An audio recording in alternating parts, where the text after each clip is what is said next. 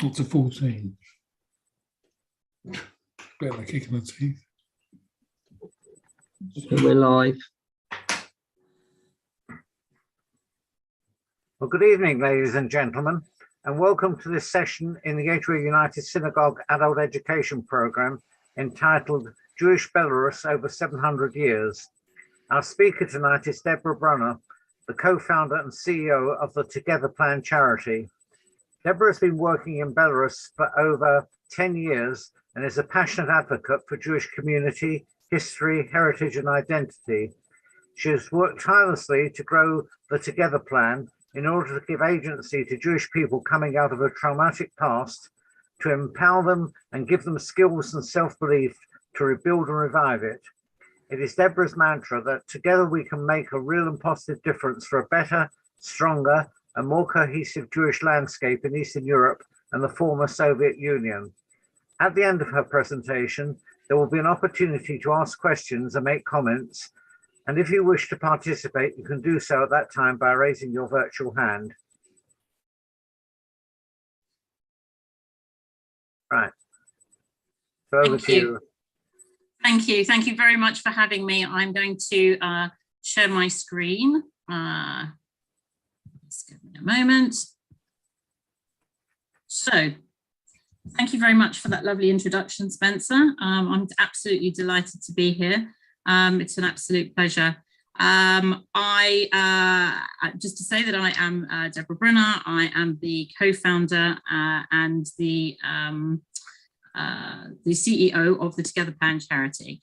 If anybody wants to ask me anything as we go along, please do unmute, ask me, stop me. I like to be as informal as possible. So we're going to go on a romp through Jewish Belarus over 700 years. Cultural heritage is a driver for social change in the former Soviet Union. I will do my best to get you through 700 years within an hour. So off we go. So just to give you an idea of the Together Plan so that you know where you are and who you're with. The Together Plan's mission is community capacity building in the former Soviet Union countries through the lens of Jewish cultural heritage and education, with a current focus on Jewish Belarus. And on this slide, I've introduced you to there's three organizations at the bottom. They're really all the same organization. The Together Plan is a UK charity based in Bushey in Hertfordshire. Doors are always open and always welcome to welcome you in if anybody wants to come and meet with me. Dialogue is the Together Plan in Belarus. That's our name in Belarus. That's actually our partner organization, but it is us. And my co-founder is the chairman of Dialogue, based in Minsk. And Jewish Tapestry Project is our new sister charity in America. So I'm not going to put those on every slide, but just so you know who they are.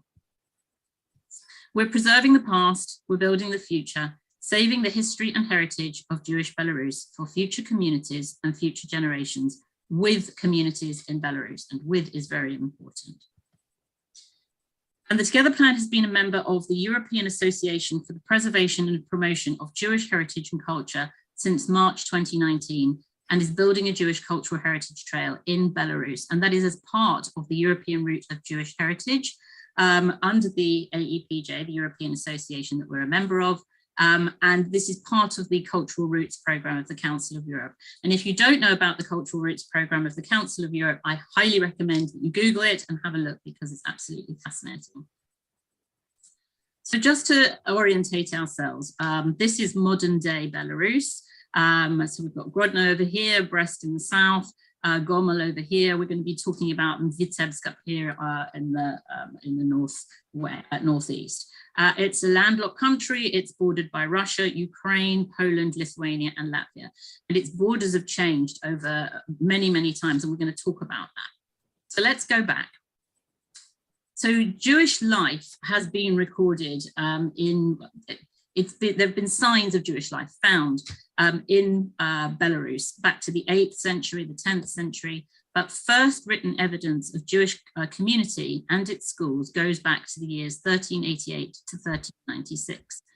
In the 12th century, after the medieval crusades and increasingly difficult conditions in Germany, it was then that a large influx of Ashkenazi Jews arrived in the area, bringing with them the Germanic-based Yiddish language, the traditions of Torah study, as well as urban skills from the German cities. And here you can see German Jews wearing their Judenhoods, their Jewish hats. It was rife anti-Semitism which forced these Jews to leave Germany.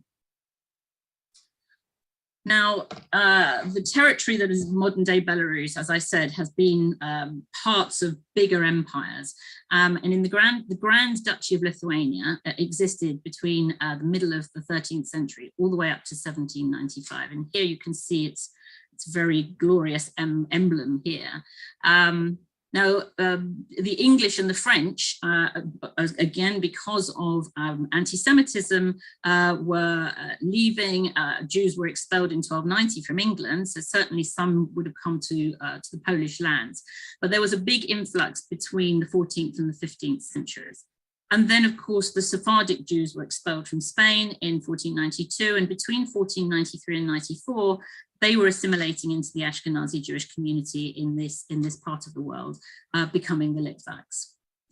So just to take a look at that region, this is a map showing the Grand Duchy of Lithuania between the 13th and the 15th century, reminding ourselves that the duchy existed from the mid-13th to the 13th century, 1795. And here you can see this grey area here, a little bit of Novograd here, Grodno, this Vitebsk, Minsk, Polotsk. This is Belarus of today, but right in the heart of the Grand Duchy of Lithuania. And the territory was invaded by Russia in 1792, and by 1795, it had been completely partitioned among the Russian Empire, the Kingdom of Prussia, and the Habsburg Empire of Austria. Let's go back, and we're now in the time of the Grand Duchy of Lithuania. And this is Bogdan Khmelnytsky, and he was a Cossack leader who led a Cossack revolt against the Polish crown, the Polish magnates, and their Jewish representatives. In 1648, Jews in the region were affected by a wave of violence that began further afield in the Ukrainian-Polish borderlands, but this spread across the region. Exact numbers are difficult to confirm, but it's accepted that the Cossack forces massacred tens of thousands of Jews. The events traumatized Ashkenazi Jewry for centuries. Since the focus of the rebellion was further to the south, most of the Jews of Belarus weren't directly impacted by the 1648-57 Khmelnytsky uprising, with violence only reaching some towns like Gomel and Polotsk, which is in the east of the country.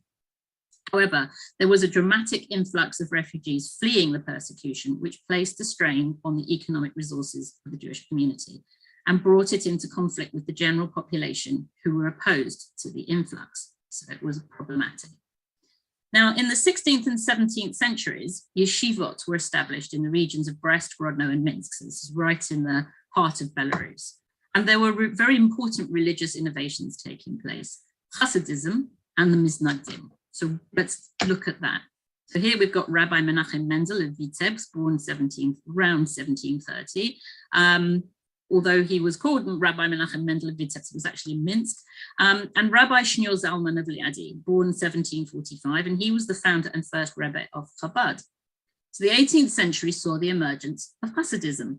This new movement began in Ukraine in the latter part of the century with Israel ben Eliezer, the Baal Shem Tov, who was regarded as its founding father. Due to the efforts of Rabbi Menachem Mendel, who we've got here on the left, of Vitebsk, and Rabbi Shneur Zalman of Liadi on the right, the Lubavitch, a branch of Hasidism, gained many followers in Belarus. With its emphasis on the ability of all Jews to grow closer to God in all actions, zeal in prayer and emotion was seen to be as important as Torah study. And this was new. So here we have the Gaon of Vilna, 1720 Talmudist, Halachist, Kabbalist, leader of Misnadik Lithuanian Jewry. So the area that was then the Grand Duchy of Lithuania, which included Belarus, was the stronghold of the opponents of Hasidism, known as the Misnagdim, which literally means opponents. And they saw danger in the charismatic leadership, the mysticism, the miracles, and the emphasis of prayer over study. The late 18th and early 19th centuries saw the establishment of major Mitnag centers in Volozhin and Mir, which are in Belarus. These yeshivas in Volozhin and Mir emphasized a particular style of intense intellectual study, which became known as the Lithuanian style. Now, the Hasids wanted to meet with the Gaon of Vilna. They wanted to reason with him, but he wasn't having it, and he was absolutely refused point blank to meet with them. And it was a big broigus, and it was a big split in religious practice. So now we come to the period of the Pale of Settlement, between 1791 to 1917. This map actually is of 1901, the Pale of 1901, but again, you can see Minsk at its heart. Belarus was very much at the sort of center of the Pale. And Pale comes from the Latin word palus, P-A-L-U-S, meaning a fence. So it was a big ghetto. And in the last quarter of the 18th century, Polish lands within the Grand Duchy of Lithuania were annexed by her neighbors, dramatically changing the political landscape of present-day Belarus. The second partition of Poland in 1793 saw all of what is today Belarus become part of Imperial Russia. The newly acquired Jewish subjects along the western border of Russia were confined by Catherine the Great into a distinct area that became known as the Pale of Settlement. In addition to being obliged to live within the region, Jews were also prevented from living in many towns within the Pale and prohibited from doing agricultural work. And as a result, their economic opportunities were severely limited, and coupled with a growth in population, this led to serious economic deterioration. Some Jews could leave the Pale if they had special permissions. They had to be certain merchants, but they were the privileged ones. So this is the Russian Empire. Up here, up in these are the western lands of the newly acquired territory, which is the Pale. So this concentration of purple here are the Jews within the Pale of settlement. And between by 1897, there were more than 5 million Jews living in the Pale. So then came the period of enlightenment, so between the 1770s and the 1881, the period known as the Haskalah. Here we meet the Shereshevsky family in Slonim, Belarus, possibly around 1880s from what they're wearing. They don't look particularly religious, apart from this elder of the family who you can tell is Jewish, but otherwise they're looking fairly like everybody else might have looked. And in the mid-18th century, some Central European Jews sought to break out of the insular Jewish community by embracing the broader culture and learning. In the extreme, it did bring assimilation, but it also brought a myriad of different modern religious and cultural Jewish expressions and a revival of the Hebrew language. So let's just take a look at that. Eliezer ben Yehuda, who was born Eliezer Yitzhak Perlman, he was born in January 1858. In Belarus, and he was from Luzhki, which is right up here in the north, and he brought about the revival of the Hebrew language, which had never been spoken by Jews in the diaspora. It was an ancient language, it had been used for prayer, but by the start of the 19th century, non-religious Hebrew books were being published for the first time. And actually today, the Academy of the Hebrew Language continues Ben Yehuda's work, developing Hebrew words, often based on the Bible, to describe new ideas and inventions. So then we come to 1881, which was the turning point towards the birth of modern Jewish politics. So in 1881, following the assassination of Tsar Alexander II in St. Petersburg, a wave of pogroms swept the Russian Empire that took place between 1881 and 1884. So Tsar Alexander II is assassinated, and his son, Tsar Alexander III, decided that it was down to the Jews. He blamed the Jews, and although the group of people who conspired to assassinate the Tsar Alexander II, within that group there was one Jewish woman, it definitely wasn't a Jewish plot. Nevertheless, it was blamed on the Jews. By the end of the 19th century, many Belarusian Jews were part of the general flight of Jews from Eastern Europe to the New World, due to conflicts and pogroms engulfing the Russian Empire and the anti-Semitism of the Russian Tsars. Millions of Jews, including tens of thousands of Jews from Belarus, emigrated to the United States of America and South Africa, and a small number also emigrated to the British Mandate of Palestine. And then a much bloodier wave of pogroms ensued in the Russian Empire during the years 1903 to 1906. Anti-Jewish riots began in Kishinev in Moldova in 1903, with the bloodiest in Odessa in Ukraine in 1905. Jews were simply slaughtered in their homes and in the streets with impunity. Violence towards Jews spread across the Russian Empire and found their way to Belarus by 1906. Russian secret police and military personnel organized the massacres. Further bloody pogroms ensued between 1919 to 1921 in Ukraine and in Belarus. Pogroms and anti-Semitism led Jews across the region to reconsider the possibility that they would never become accepted as long as the status quo prevailed. And this, coupled with the new ideas which the Haskalah, the Enlightenment, had exposed, led to the birth of what could be described as modern Jewish politics, new organizations willingly to radically change the conditions under which they lived. So these included the Zionists, a movement whose goal was the return of the Jewish people to the land of Israel and the establishment of an independent state there. And here we can see Beitar Zionists. These were militant Zionists, and this is a very important photograph, which we'll come back to. It's going to reappear further into my talk. And here you can see Hashomer Hatzair Zionists at a camp here on the left under the leadership of Yosef Abramovich and Ruzhani in 1924, and the Hashomer Hatzair in Brest in the 1920s. So it's scout groups who were focusing their everything on the tenets of returning to Israel, of finding a homeland.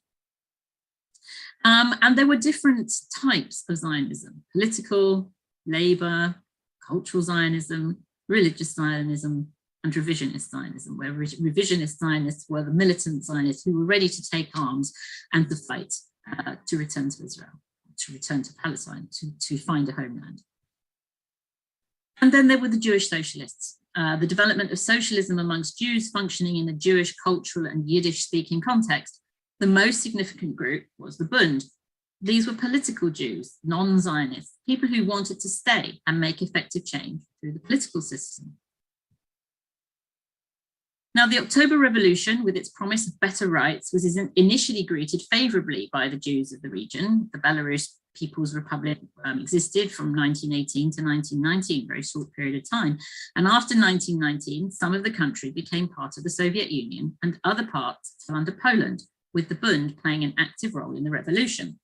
Although initially Jews rose to positions of importance and Yiddish was recognized as one of the official languages, the Soviets soon shut down Jewish religious life. As a result, many Jews, especially the more religious, moved to Lithuania or Poland, which were not under Soviet control. Later, as Stalin developed an anti-Semitic policy, conditions for the Jews deteriorated further. But despite this, Jewish life succeeded in maintaining much of its cultural richness throughout this period, and Minsk was recognized as the most Jewish city in the USSR. And very interestingly, here you can see the Belarusian Socialist Soviet Republic emblem between 1927 and 1937, which some would say was a period of tolerance because we've got 4 languages here: Russian, Belarusian, Yiddish, and Polish. But after 1937, the Polish and the Yiddish had been removed. And then came the Nazi catastrophe. Hitler broke his pact with Stalin and invaded the Soviet Union on the 22nd of June. So Operation of 1941. Operation Barbarossa, the Nazi invasion of Belarus, brought with it the Einsatzgruppen, who collaborated with local anti-Semites and went from town to town, murdering the Jews. The large forests in the region offered some shelter, and some Jews managed to hide in the forests or use them as a base for resistance groups.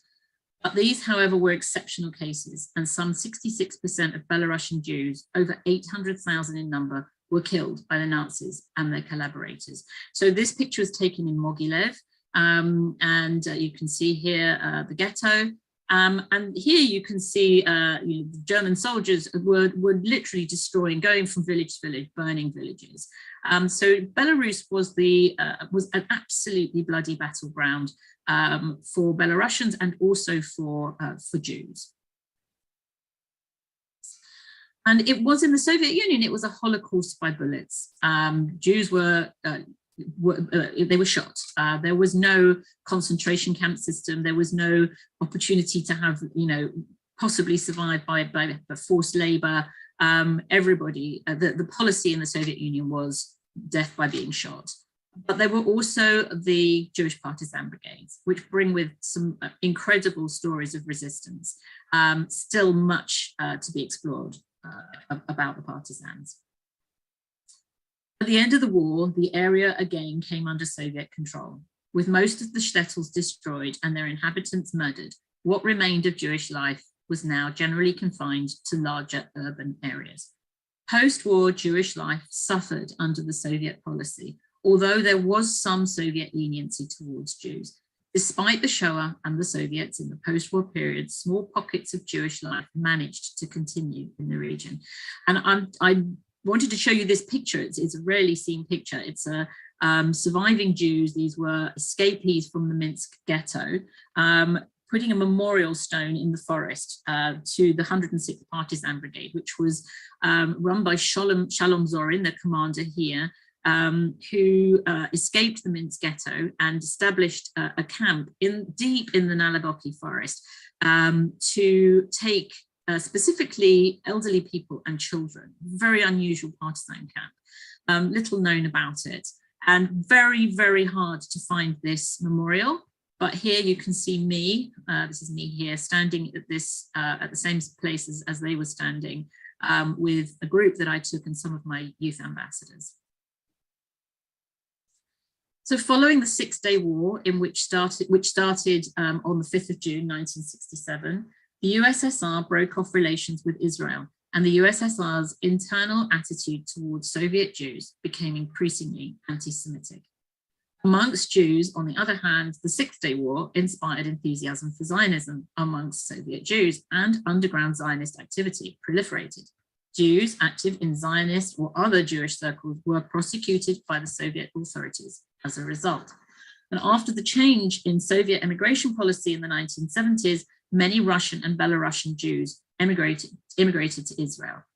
Others moved to the USA, and the community shrank in size.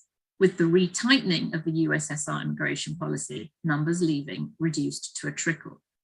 The collapse of the USSR and the start of Belarusian independence saw major immigration to Israel in the 1990s and subsequently. At the same time, Jewish NGOs from outside of Belarus came to support the revival of Jewish life by attempting to help the Jewish activists and those who chose to remain establish Jewish communities. And here you can see Nathan Sharansky, probably one of the most famous refuseniks behind bars here. So let's explore a bit of Jewish Belarus today. Let's look at some of the synagogues, or some of the synagogues that were empty spaces. So this is something that on our heritage trail we call intangible heritage. It's really important that we acknowledge the buildings that once were. Belarus was full of wooden synagogues once. There are none there now. So this is a photograph of the Grodno synagogue, a typical wooden synagogue, big one, pictured in 1926. And here on the right, you can see the Cold Synagogue in Minsk. It was literally called the Cold Synagogue because it never had any heating and it was cold. It survived during the war, and I was told that the prisoners of the Minsk ghetto were asking people, is the Cold Synagogue still standing? Is it still there? And people were saying yes. And so the prisoners of the ghetto said, if the synagogue still stands, then we will still stand. Sadly, that wasn't the case. So many, nearly 100,000 Jews perished or were murdered in the Minsk ghetto. And although the Cold Synagogue did survive the war, it was destroyed by the Soviets in 1969. And it had to be blown up because the walls were so thick. And then there are buildings that are still there. Or are they? So this is here on the left, an image of the Choral Synagogue in Minsk, very beautiful Moorish style building. And this is a theater in Minsk. Is it the same building? Well, if you look very closely, you can see these little arch windows, or the same little arch windows here, but the facade has gone. It's completely changed its identity. There is nothing on that building to say that it was once the Choral Synagogue. But if you look closely, if you go down the side, the little alleyway to the right, you will find signs of the Moorish brickwork. So if you look carefully, there are signs of the past. And we're hoping that as part of the work that we're doing in Belarus, we will be able to put a plaque on that building to say that it was once the Choral Synagogue. Now, the Choral Synagogue in Grodno has been restored. I'm very pleased to say it's been very beautifully restored, both outside and in. It's more of an event space now, although there is a Chabad presence there. And this corner of the building, within there is a little museum. Now let's have a look at the Slonim Synagogue. This is a very, very important, significant heritage site.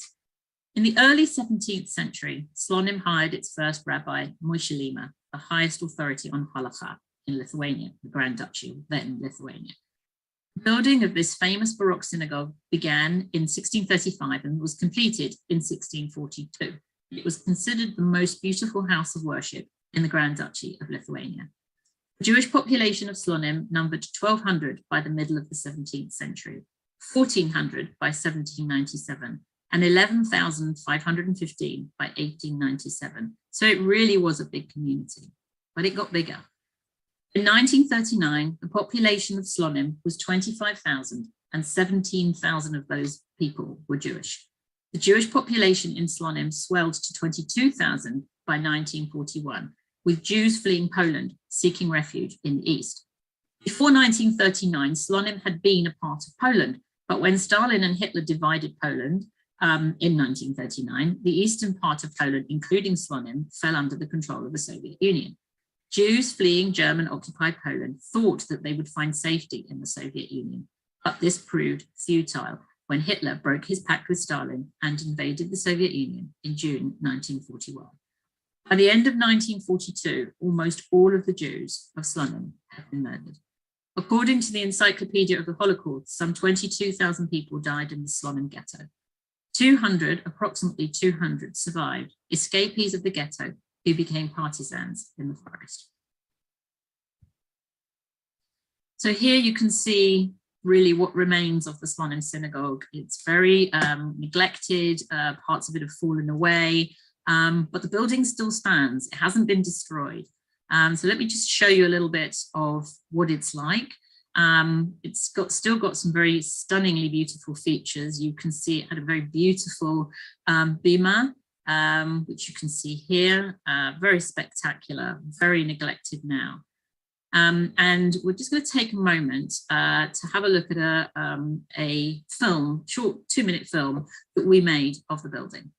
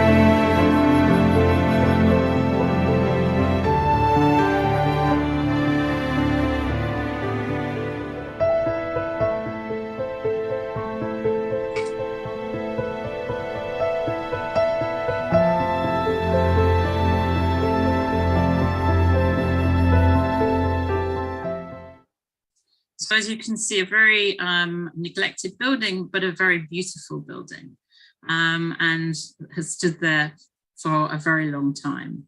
So let's have a look at the artists who came from Belarus. So Chaim Soutine, born 1893 in Smilevici in the Minsk region. Belarus was then the Russian Empire. Leon Bakst, Russian painter, as he was from the Russian Empire, now Belarus, born in Grodno. He was a scene and costume designer. He left Grodno, he went to Paris, and he became a very famous scene and costume designer for the Belarus in Paris. Yehuda Pen was born in Lithuania, but he moved to Vitebsk. And his most famous student in Vitebsk was the great Jewish painter, Marc Chagall. We all know, I imagine we all know the very famous Marc Chagall from Vitebsk. So here I'm going to show you another short film. In 2020, in the first lockdown, we created an online program as part of the European Days of Jewish Culture Festival, which is something that happens across the whole of Europe, and we try and encourage Belarusians to participate. And so we organized a concert in the garden of Marc Chagall's house, so it would be safe in Belarus. There wasn't a lockdown in Belarus, and we created a little virtual tour, which is on our YouTube channel. But this was the little trailer that we put out, and you can just get a little sneak peek of Marc Chagall's house.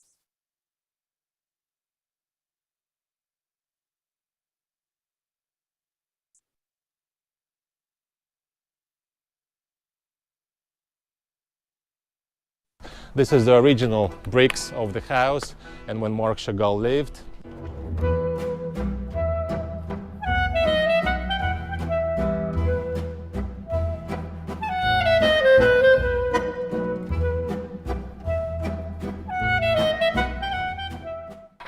What is this?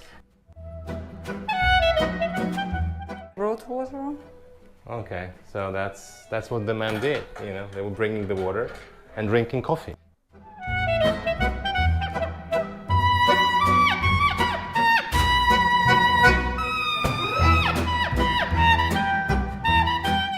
We can see a He very was making some mistakes. but not a lot. Not a lot, just like me.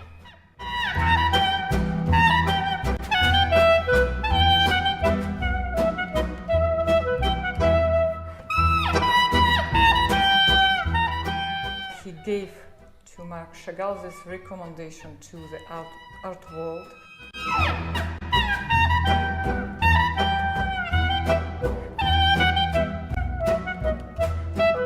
Ah, he's bright.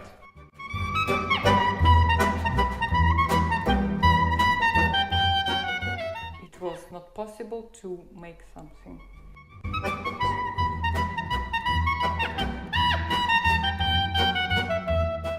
Great. The grandfather was a little bit strange, and he liked to climb the roof, to sit there, to eat some carrots.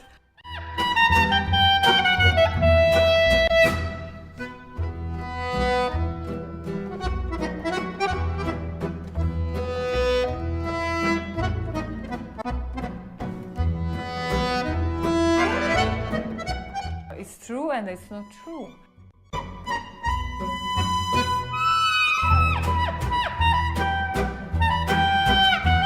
Each time at the same place, father was falling asleep.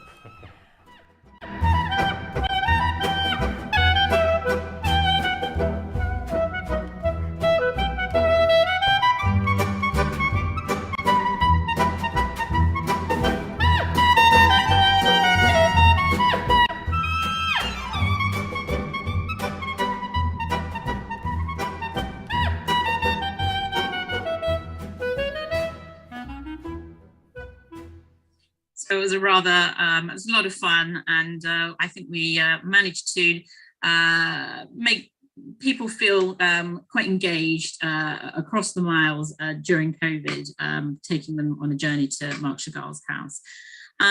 So let's have a look at Israel's founding fathers. So here we go. We're going to Motal here in the south of the country, in the Brest region, where Chaim Weizmann came from, who was born in 1874, then Russian Empire, today Belarus. He was a Hovevi Zionist and the first president of Israel. And this is his house. These are little ducks, I think they are, at the front here, and you can even see here the space where the mezuzah would have had hung on the door frame. So this is the actual home, the birthplace of Chaim Weizmann. And here are the Hovevi Zionists, also known as the Hibbat Zion, a variety of organizations founded in 1881. If you remember, it was pogrom time. So in response to the anti-Jewish pogroms of the time, and here they were officially constituted as a group at the Katowice conference in 1884, which is a rather wonderful photograph. So let's go over to the east, to Mogilev, and who do we meet here? Well, we find this is the birthplace of Yitzhak Rabin's mother, Rosa Cohen. She was born in 1890. Her father was a rabbi. He was opposed to Zionism, and he sent Rosa to a good Christian high school for girls in Gomel, giving her a broad general education, but she was a Zionist nonetheless, and she left for Palestine in 1919. So then we go to Vishneva, and the birthplace of Shimon Persky, or Shimon Peres. And he was, which was then the Second Polish Republic when he was born, now Belarus. And here we can find him in the back row with his family members. This is the house where he was born. And actually, as I said, many Jewish buildings are not marked, but this one is. As you can see, there's a plaque here on the side of the building to say that this was the birthplace of Shimon Peres. This is the Lag BaOmer parade back in the day. I don't know the date of this photograph. And this is, again, another example of a wooden synagogue in Vishneva. So now if we go to Ruzhany, back in the Brest region, over here, here's Grodno and here is Brest. So here is Ruzhany. And in Ruzhany, we find the birthplace of Yitzhak Shamir. He was born Yitzhak Jazinitsky, and here are an example of pre-war houses at the former Jewish neighborhood of Ruzhany, although no one would really know that this was the former Jewish neighborhood because nothing is marked at the moment. And here you can see some photographs of the synagogue in Ruzhany as it was in 2006. And you can see it had another very beautiful bima, very similar to the construction in the Slonim synagogue. But this is a photograph we took last year of the same building, and it's now lost its roof and it's disappearing. And ultimately, unless something spectacular happens to salvage that, it will become an intangible heritage. And now we're going to go to Brest, right down here in the southwest of the country. It was actually the point of entry of the Nazis, the Germans invasion of the Soviet Union came through Brest. So Operation Barbarossa started here. I'm going to go back to that photograph that I showed you earlier. And this is the birthplace of Menachem Begin. He was born in Brest, then Russian Empire, in 1913. This photograph was taken around 1931. And here you can see a very young Menachem Begin standing right here.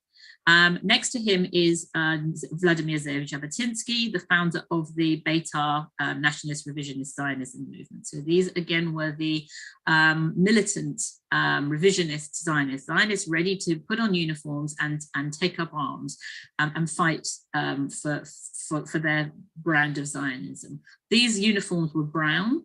In front of Begin is a woman called Fanya Greinberg.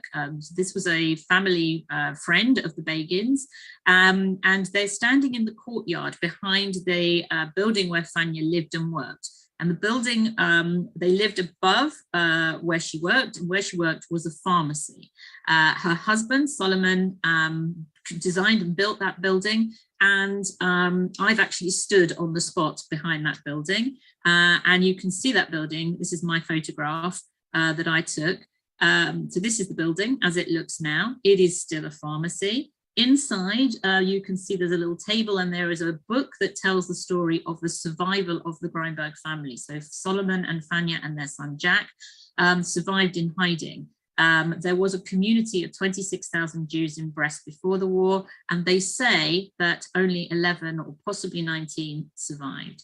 And they were 3 of the survivors. And there is a marking on inside that says, actually on the outside, that says the building was built in 1925. So that photograph of Begin and Jabotinsky standing behind was them sort of standing out behind their very, very new building and place of work. So let's have a snapshot look of the work of the Together Plan of Belarus right now. So here is the Polotsk Jewish community. They are operating under the umbrella of the Polotsk Jewish Cultural Educational Foundation, of which I am the founder. They're a really active little group. As you can see, they have a Sunday school. We've supplied them with their Hebrew curriculum, with this program. We've trained young adults. Before COVID, we were running summer programs where we ran training and day camps, and now these young adults were going into the communities, into people's homes. So where you can see people had disabilities and they couldn't come to the community centre, they were teaching them how to have Shabbat in their homes, because a lot of people don't know how to be Jewish anymore. Just as an aside, this is Nastia, and she is in her 20s. Several years ago, she left Polotsk. Her mother still lives in Polotsk, and she got married, and she married a Ukrainian. 4 weeks ago, she had a baby. Unfortunately, they were in the very not the right part of Ukraine. And so 2 weeks after she had the baby, she went to Lviv, she boarded a train, and she's now in Poland, but her husband is still in Ukraine, can't leave. But we are still in contact with her and following her progress. This is one of our camps. So this was a camp that we ran in Polotsk. We've run various camps in different parts of the country. And so, as I said, we do training, and we also run day camps for younger children where the madrochim get an opportunity to put their new skills into practice with the younger children. This community wanted to go in search of a lost Jewish cemetery, and they asked us, could they do that? We said, of course, and they went to where they thought the Bobinichi cemetery, Bobinichi Jewish cemetery was, and they found this, an absolute sea of weeds and foliage, and this is dense, thick foliage. And they hacked and they hacked, and they found the cemetery. They uprighted all the headstones, they photographed all the headstones, they found somebody in Israel who helped them to read the Hebrew, they created a new database, they worked out who was related to who, and every year they go and they tend the site. And we've now got, we've applied for some funding for them to have a memorial which will have every single name of the people who are buried in that cemetery engraved into that memorial, because they were worried that the inscriptions are weathering away. We're going back here to the Slonim synagogue. I don't know if you saw in the film, there was some little yellow awnings next to the right of the building. And during a summer program week, we all went to Slonim and we bar mitzvahed this boy, Stas. This is Rabbi Stas Wojciechowicz, who's from Warsaw. We brought him to officiate the bar mitzvah, and we distance taught Stas his parasha. And as you can see in the next picture, we were able to create. We couldn't go into the synagogue because it wouldn't have been safe, but we were even donated an ark curtain, which we took with us in a suitcase. And the Torah was donated by some of our youth ambassadors who raised the money, and we sent the Torah to which now resides in the Polotsk community. This is a book that we translated and edited. It's a book of 27 memories of survivors of the Minsk ghetto. Some of them are still alive. They are still there. They've never left. As you can see here, it says a project initiated, facilitated and managed by the UK charity The Together Plan. This book is available through the Jewish Jen Yiska Book Project, and we're currently working on 2 more books about the Minsk ghetto. This is Frida Reisman with my co-founder Artur. She was a child survivor. You can see this was her as a child. She's never left Minsk. We call her the guardian of the ghetto, and she is the chair of the Minsk Holocaust Survivors Association, and she's an absolutely incredible woman. This is the memorial at the Trostinets death camp in Minsk. This was never a camp where anybody was able to spend a night. You either came to this camp already killed or you came to be shot. There was nothing there until 2015. I'm pleased to say that it is now quite a big memorial complex. This incredible memorial towers very, very high. It's incredibly imposing. You can see the shadow of one person standing here, which gives some indication of how big it is.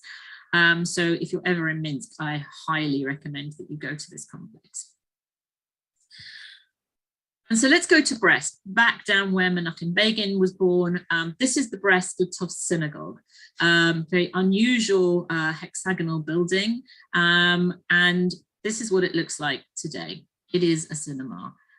It was only a few years ago that the rabbi in Brest was able to get permission to put a plaque on the side of the building to say that this was once a synagogue.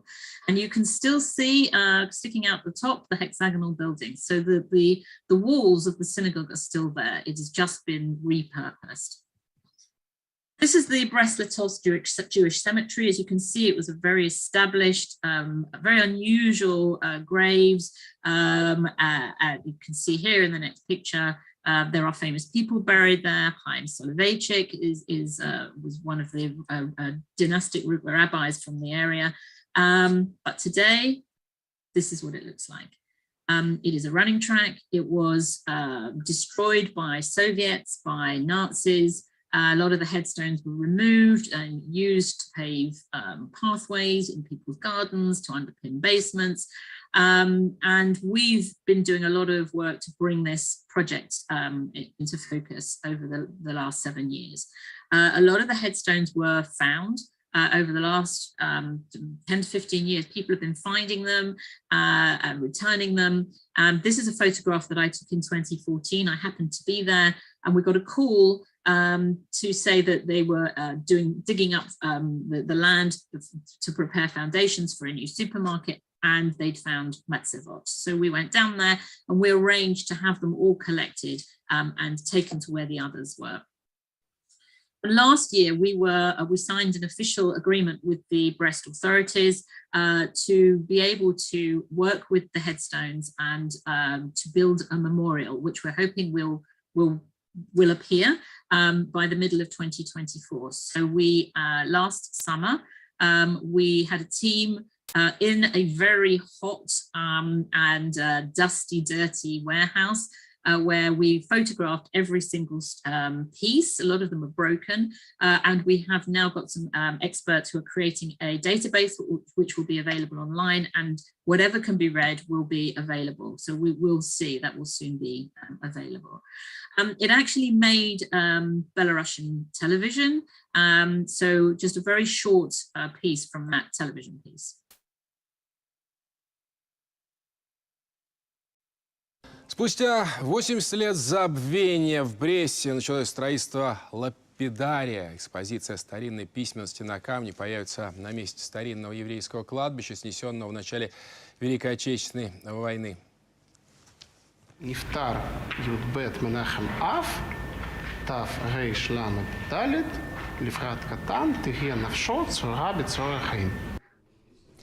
Специалисты изучают, документируют и фотографируют надгробия, около 1000 мацев, предположительно с одного некрополя. В начале войны, когда Брест был оккупирован, фашисты расправлялись не только с евреями, но и с их памятью.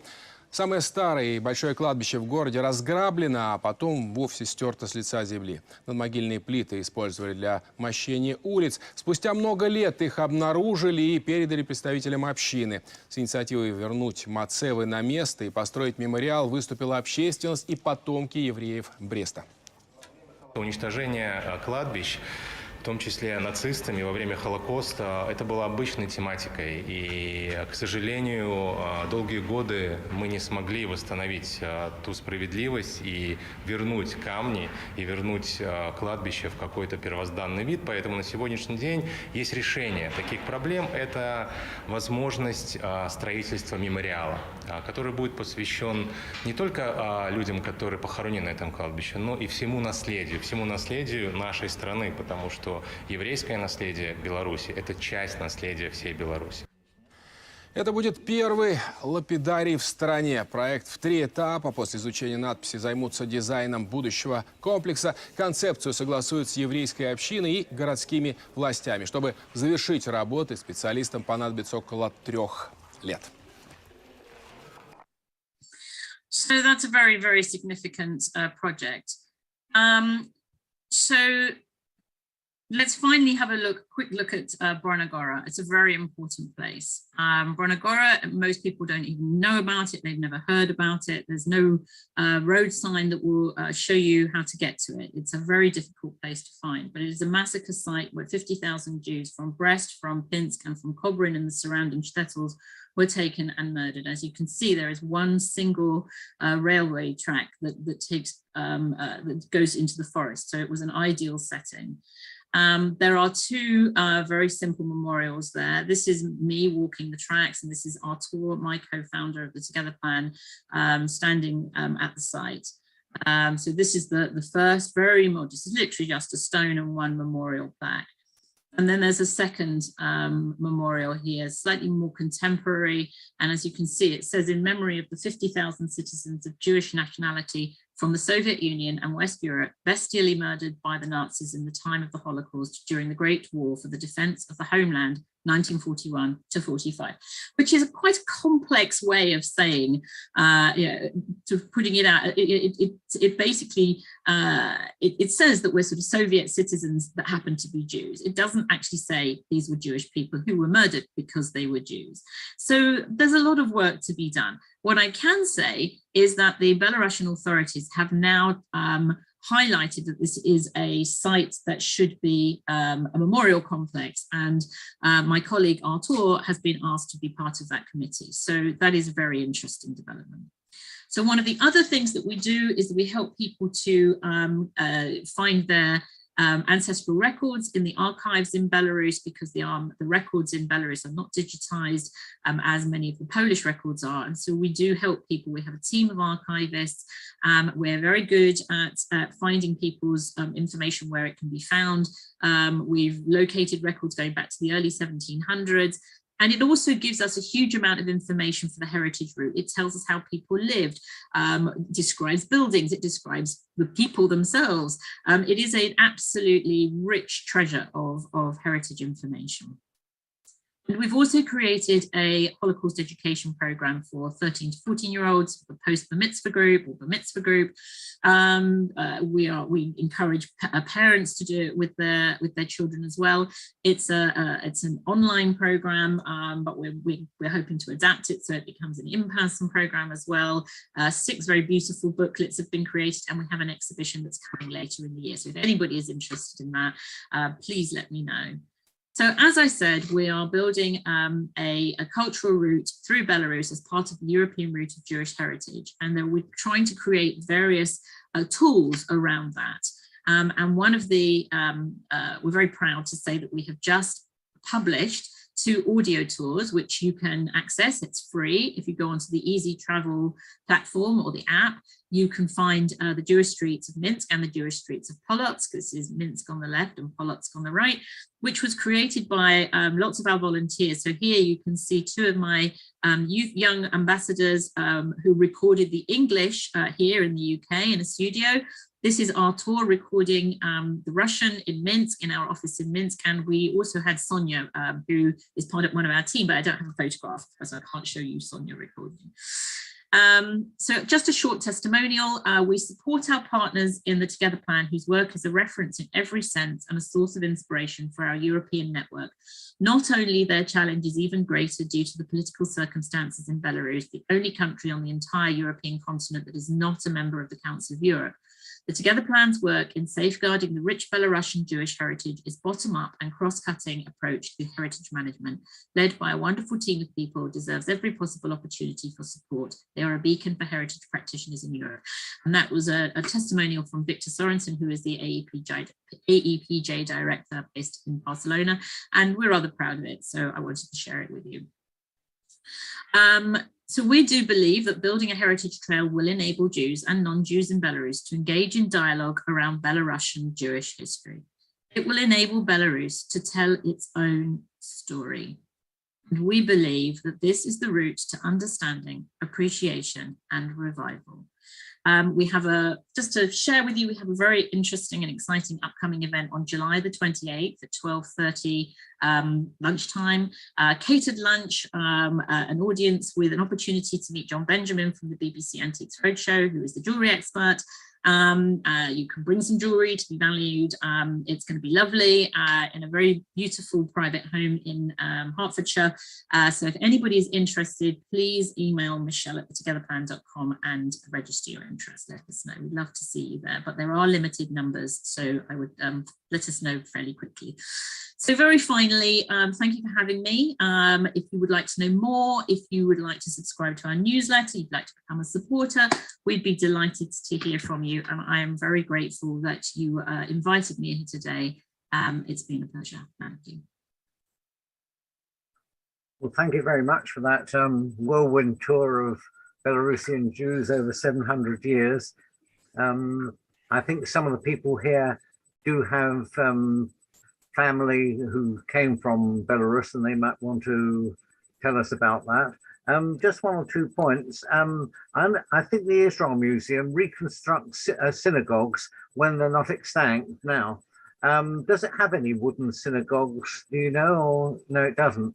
No more wooden synagogues, very sadly. I mean, I'd love to be able to say that at some point in the future we would be able to recreate one, you know, as part of the heritage route. I mean, that would be extraordinary. I mean, there's no Holocaust museum there. This is why we created our Holocaust education program, because we're hoping to, we've created a Russian version of the exhibition that that's going to be launched here later in the year, and that's going to go out to Belarus. So this is a step in the right direction, I feel. Right. And the other thing is, clearly the Belarus government are quite supportive. You mentioned savers and so on.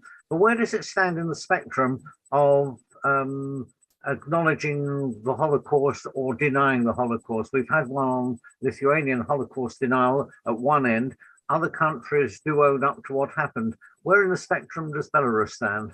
It's very interesting because several years ago, I was approached by the Belarusian embassy in the UK to ask how they can learn more about teaching the Holocaust. And they acknowledged, they said, we don't teach it and we know that we haven't, but we'd be interested to discuss that, which I was very interested. I was very reassured by that question.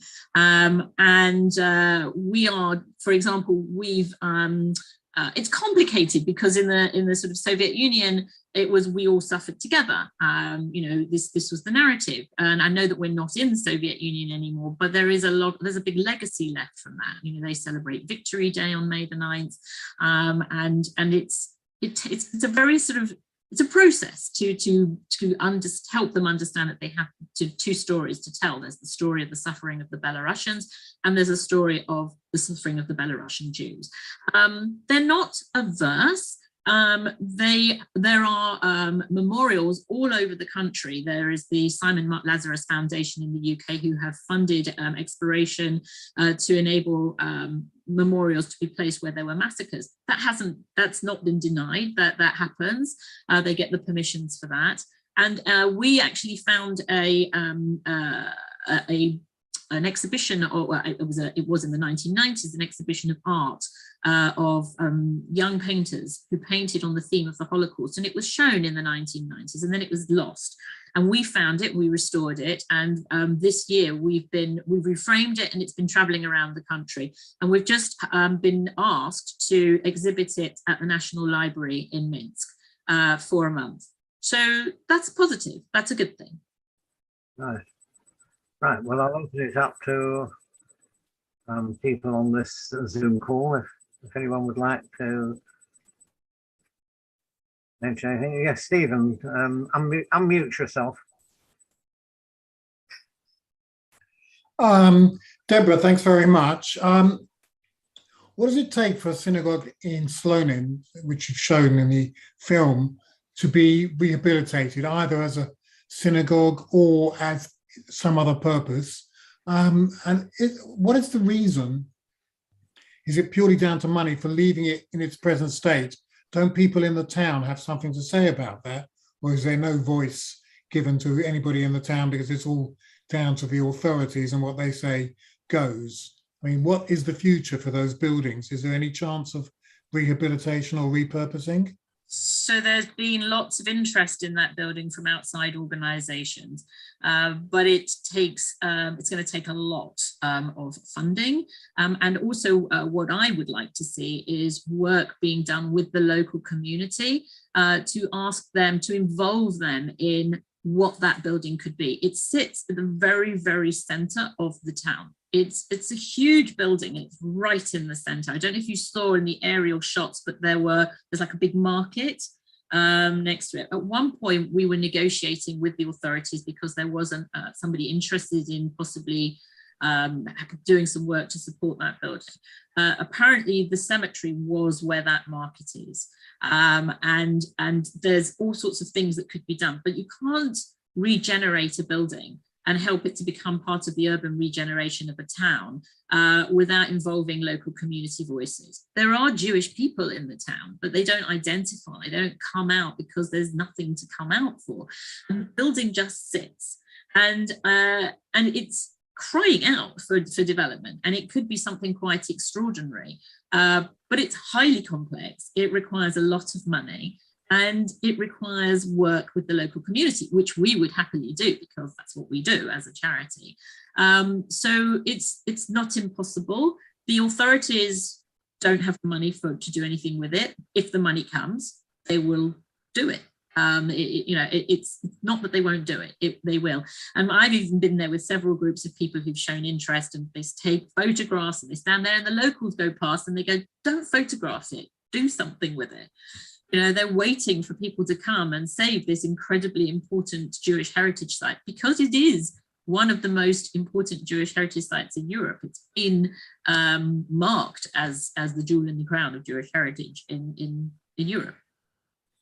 Has anybody ever got any costings for doing that work? I mean, was it just left in a bank? What you do with it. So for example, I mean, it's very interesting. There are loads of things you could do. You could turn it into a site that doesn't have to be beautifully restored in its first phase. You could literally, it does definitely needs structurally to be supported. It needs structural support, but you could make that part of an architectural design. I mean, I was just in York going up Clifford's Tower. I don't know if any of you have been there recently, but it's had a lot of work done on it from a interview, but it's been beautifully done, and they've created this incredible stairway inside to make it very easy to go to the top of, but it's supporting the walls, so very cleverly. So it doesn't take, so you could easily do that as a start. You could make a frame within it just to save the structure as a first phase. So there are different ways of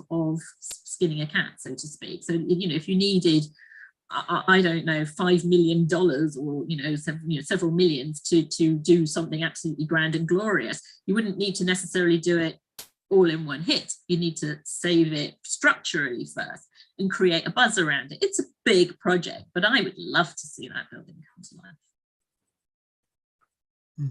Anyone else? Thank you. No.